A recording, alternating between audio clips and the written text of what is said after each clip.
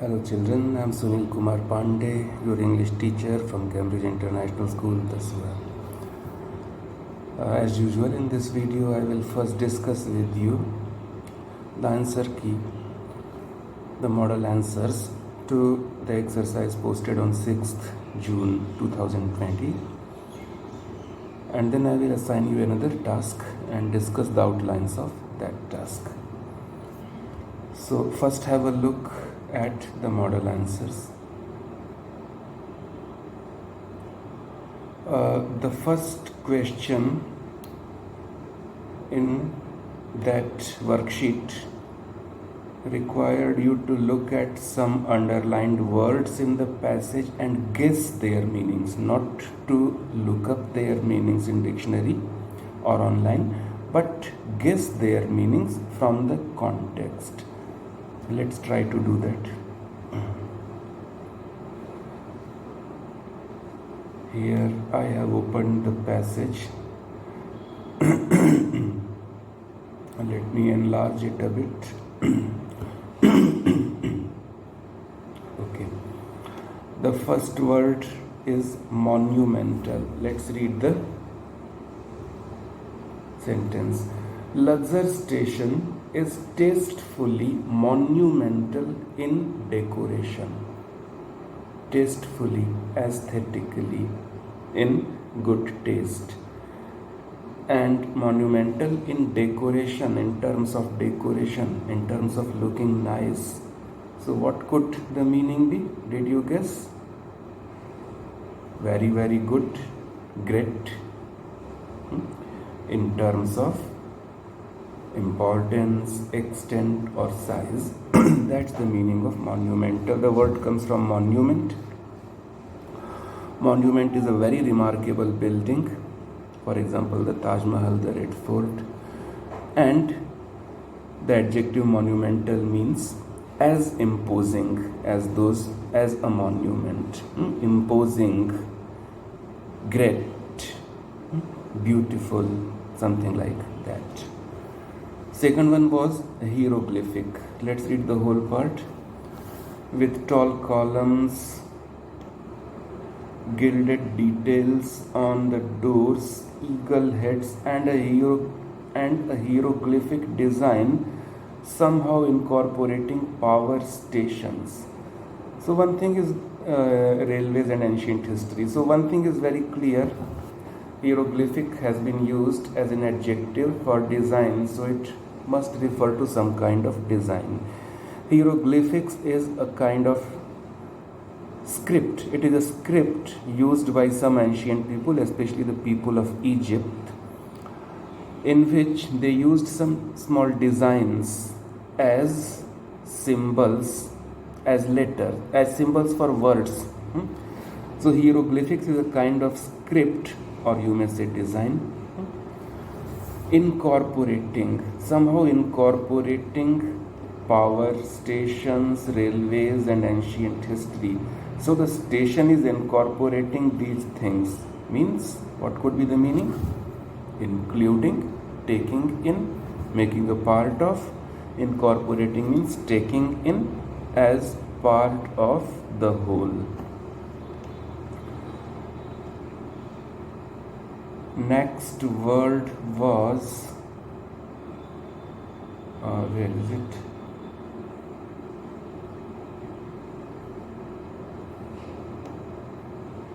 Debris. This is spelled D-E-B-R-I-S, but is pronounced debris. The last S is silent. What does it mean? Let's guess. Then we are into the Valley of the Kings, which looks like a gigantic quarry, a very big stone mine, littered with rock debris. Littered, where there are scattered, a stone mine where there are scattered debris of rock. What could be debris then? Small pieces of those rock, which you would expect in a stone quarry. So debris is small pieces of something, remains of something after they are broken down, they are destroyed. For example, the debris of a building, when the building turns to ruins. And the last word was devour.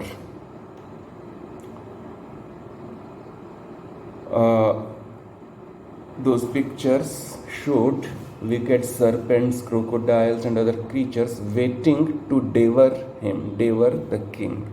What would crocodiles and such other creatures do to a person?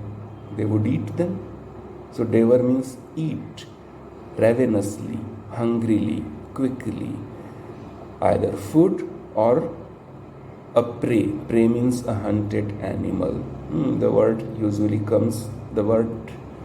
denotes eating of hunted animals by other animals, but it means eat quickly, hungrily, ravenously.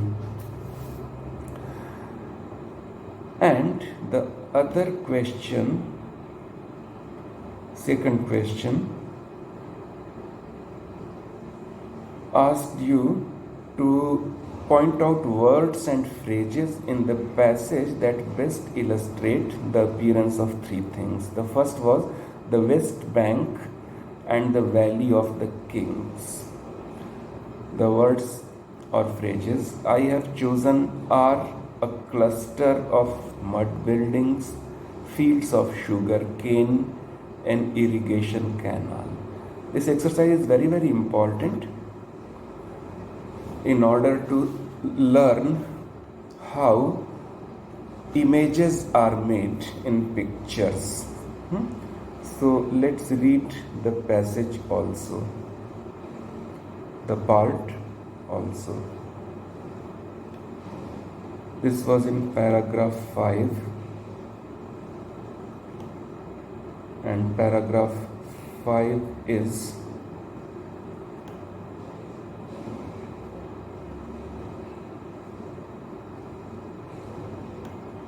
here. Peter takes me across on the Nile ferry to a cluster of mud buildings on the West Bank opposite the city. We are driven past fields of sugar cane and alongside an irrigation canal financed by the Russians in 1960s. You are required to point out those words and phrases that make a picture of that scene before your eyes. Which words do that? Financed by Russians in 1960. Does it create any picture of West Bank or Valley of Kings? Obviously not. This gives a piece of information on history. Peter takes me across. Does it create a picture of that scene? No, it describes the activities.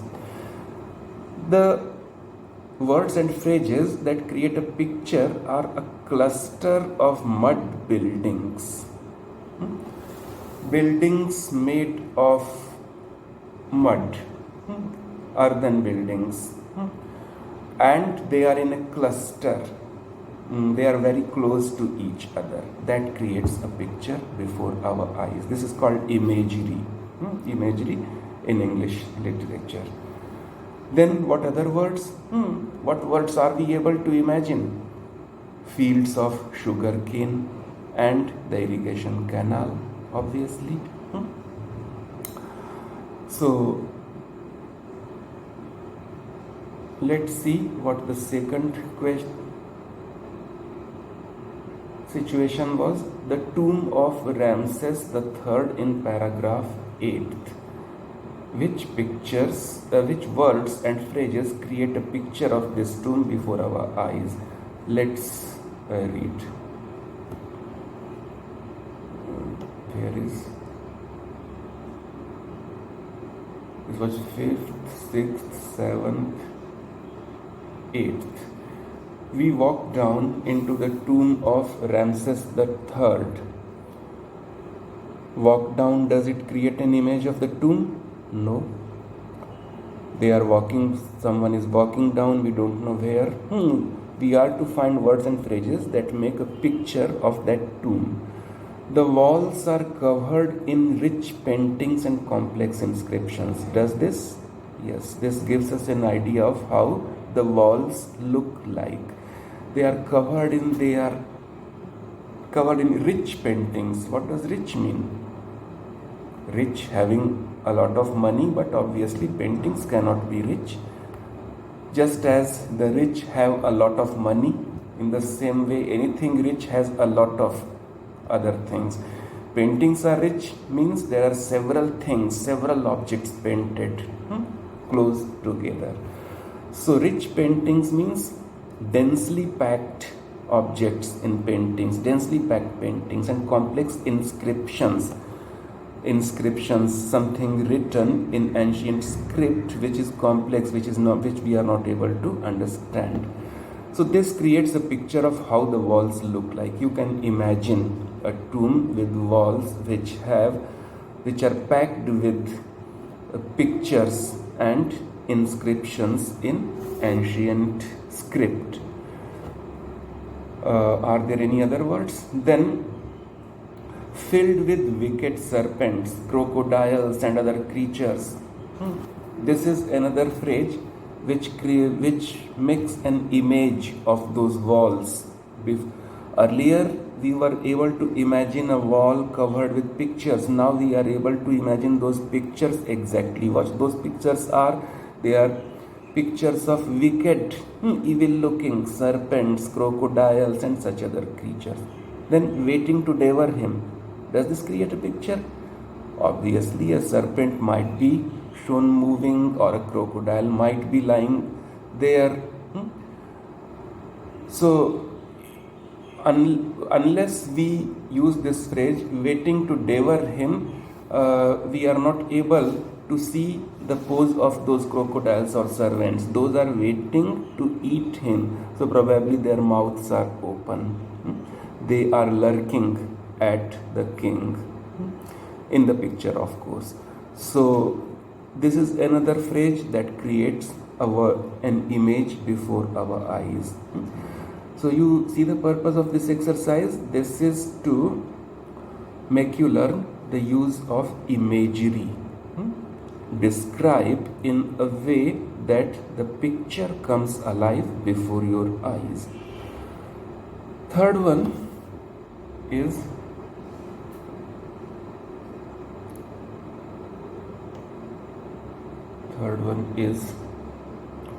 the Nile, the river Nile at sunset in paragraph 9. Let's read this. This has some very picturesque, colorful language. The sun is setting behind the Valley of Kings. When we return on the ferry, the sun is setting. Does it create any picture? Obviously it creates a picture of sunset, but not that particular sunset which the writer is talking about. So we will not use this. So we will ignore this. When we return on the ferry, does it create a picture of sunset? No. At this indescribably beautiful time of day, probably you would be inclined to choose this phrase. Probably some of you have chosen this phrase, indescribably beautiful time. Of course, beautiful time, but does it create a picture before your eyes? Many things can be beautiful. Hills can be beautiful, seas, beaches can be beautiful, flowers can be beautiful, monuments can be beautiful. What kind of beauty does this phrase bring before your eyes? No particular kind of beauty. This does not create any imagery. Move further. When the rich golden brown of the lower sky spills onto the surface of the Nile, now we encounter some really, really picturesque language. Rich golden brown, the color of the skies at the time of sunset, that has been described in exact terms. Rich, densely packed, golden brown color. Then again, spills onto the surface of the Nile. Not just, the writer doesn't just say that the sky has a golden brown color and the water is reflecting that golden brown color. he is describing it as if the golden brown color of the sky is liquid, like water, and just as water spills over when a part of the pot is filled to the brim or the pot turns over, in the same way it seems that that rich golden brown color is spilling over onto the surface of the river. Does this create a picture? Yes, it does. Then turning it an intense amber. So the color of the sky is rich golden brown, but the same reflection in water is somewhat different. It is intense amber, another color, and very, very intense, very, very sharply shining. Again, exact way to describe that color. And the palm trees along the bank glow for a few precious minutes. Palm trees glowing in the reflection of that intense amber light. Does it create a picture? Obviously it does. So these are some phrases. The passage continues. It is not difficult to imagine the power and spectacle of a funeral procession, but this is not a description of the sunset. This is a description of the writer's imagination of that time, the time of the pharaohs. So the words and phrases chosen by me here are covered in rich golden brown, spills onto the surface, intense amber, glow for a few precious minutes in the reflection. Compare it with the words and phrases you have chosen. Now what are you to do today? Today the passage remains the same. Day 56, Luxor. So since the passage is same, I will not read out the passage and not explain it because that has been done earlier. I will explain the task. Now the question you are to do, first of all, question number 14. What is that? Scan the passage for the information given about Luxor and identify the key phrases. Identify key points of information about the town of city of Luxor. That's the first task. Then make a grid as shown below and list the key phrases and your paraphrases. At one side, on the left hand side, you will write the key phrases which you have chosen, and on the right hand side you will write its meaning in simpler words, in your own words. For example, one phrase has been given here: barren rubble strewn desert. Barren rubble strewn desert. One phrase that describes a characteristic of this town, and the point made is paraphrased language, wasteland, which is infertile, and so just one word this has been pointed out. You may use more than one word. So choose phrases, effective phrases describing this city, and write their meaning in your own words, simpler words. And after that, question number 16 says use your answers to activities 5 and 15. Ignore 5. Use your answers to activity 15. Activity 15 means this activity in which you chose the words and phrases and wrote down their meanings. To summarize the characteristics of Tenerife and Luxor, again ignore Tenerife, keep just Luxor in about 100 words in total. This means after having selected words and phrases giving the characteristics of the town of Luxor and giving their meaning in your own words, use these points to write a 100-word summary about the town of Luxor, and you should use one paragraph for one place. The whole should not be in one paragraph. Alright, and after that ignore question number 17, 18, etc. Alright, so questions to do today are 14, 15 and 16. I think you have understood the requirement. and I'm looking forward to your answers. Till then, bye. Thank you.